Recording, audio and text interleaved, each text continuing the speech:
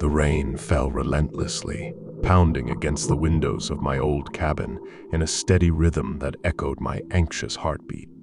It was a night like any other, or so I thought. The wind howled through the trees, their branches scraping against the roof as if seeking entrance, and the darkness outside seemed impenetrable, swallowing up any trace of the outside world.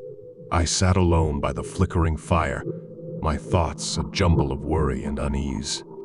I had come to this secluded cabin to escape the pressures of the city, to find solace in the embrace of nature.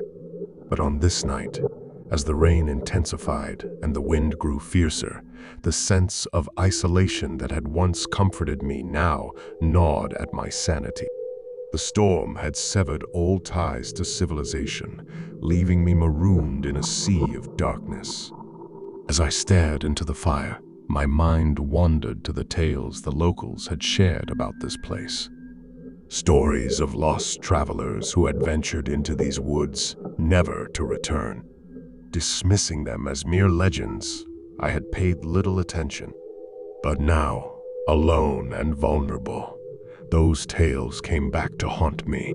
With a heavy sigh, I rose from the armchair and walked to the window. My breath fogged up the glass as I peered into the night, straining to see beyond the veil of rain. The trees seemed to sway in a sinister dance, their outlines distorted by the storm.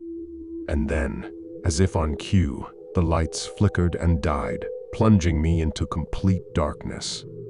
My heart raced as I fumbled for my flashlight, my fingers trembling as I clicked it on. The feeble beam cut through the gloom, casting long shadows that danced across the walls. I knew I had to do something, find a way to restore the power, to bring back a semblance of normalcy. But stepping out into that tempest was a daunting prospect, a choice between the terror outside and the dread within. I grabbed my raincoat and hesitated by the door, my hand on the doorknob. A gust of wind rattled the cabin, causing the hinges to creak ominously. I shivered, my breath catching in my throat, and then with a determined exhale, I stepped out into the storm. The rain pelted me relentlessly, soaking me to the bone within seconds. My flashlight's beam cut through the darkness, revealing the path that led to the cabin's power shed. Each step felt like a battle against the elements, the wind trying to push me back, the rain blurring my vision. Thunder rumbled overhead, its deep voice echoing through the trees like a warning. Finally, I reached the power shed, my fingers fumbling to find the key. As I unlocked the door, a flash of lightning illuminated the clearing, revealing the cabin in the distance. It stood there like a solitary sentinel, a lone sanctuary in the vast wilderness. But the brief light also revealed something else, a figure, a mere silhouette, standing by the window. My heart pounded as the lightning disappeared, plunging me back into darkness. I shook my head, trying to dismiss the image as a trick of my imagination. The power shed's interior was musty and cramped, but the reassuring hum of the generator greeted me. I hastily pulled the starter cord, relief washing over me as the room was bathed in light. The rain continued its relentless assault on the roof as I trudged back to the cabin, my clothes heavy and waterlogged. The sense of urgency had not abated. It was as if the storm had a malevolent intent, a desire to keep me captive in this isolated nightmare. Upon reaching the cabin, I paused by the window, my heart skipping a beat. The silhouette was still there, its shape more defined now that the lights were on.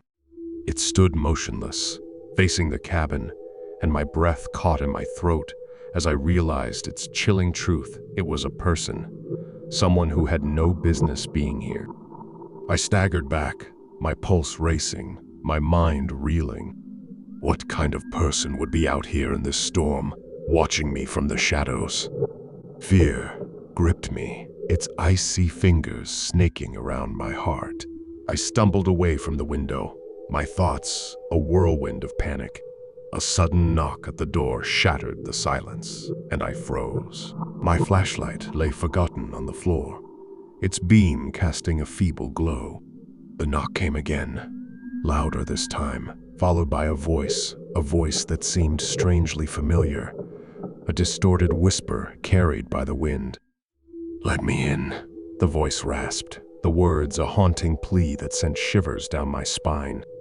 My mind raced, my thoughts a chaotic jumble. Who was this person? What did they want? And how had they found me in this desolate place?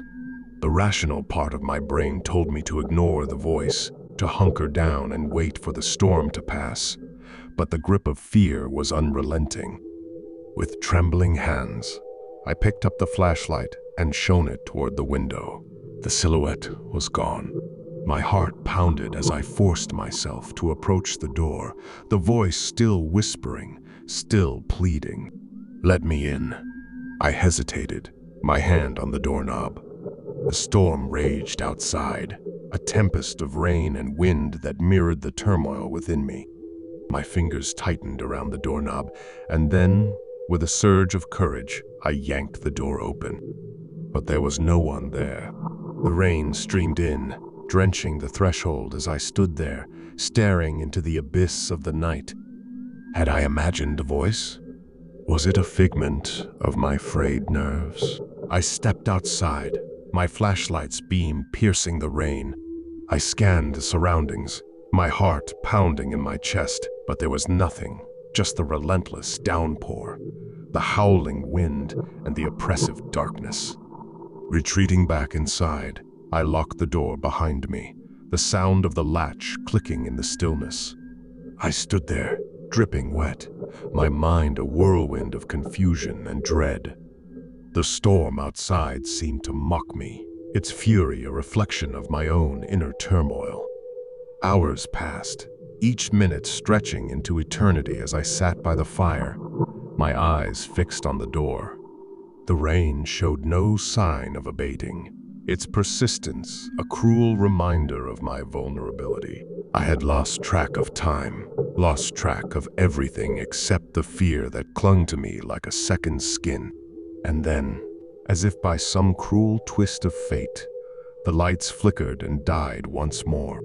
The darkness rushed in, swallowing the cabin whole. I fumbled for my flashlight, my hands trembling, my heart racing. The beam cut through the gloom, revealing the cabin's interior in stark relief. I turned toward the window, my breath catching in my throat. There, in the glass, was a face, the face that was mine, but twisted, contorted into an expression of agony and terror. My own reflection stared back at me, its eyes wide with horror, its lips mouthing words I could not hear. The flashlight slipped from my grasp, clattering to the floor, its beam extinguished. I stumbled back, my heart a hammer in my chest, my mind a maelstrom of disbelief. The rain fell relentlessly against the window panes, the storm's fury unabated as I stood there in the suffocating darkness. The rain fell relentlessly, pounding against the windows of my old cabin in a steady rhythm that echoed my anxious heartbeat. It was a night like any other, or so I thought. But as the storm raged on and the darkness closed in, I realized that the true horror was not in the tempest outside, but in the depths of my own fear, my own paranoia. The mind can be a prison, and on that rainy night, I was trapped within its chilling grasp, forever haunted by the terror that can lurk within the human psyche.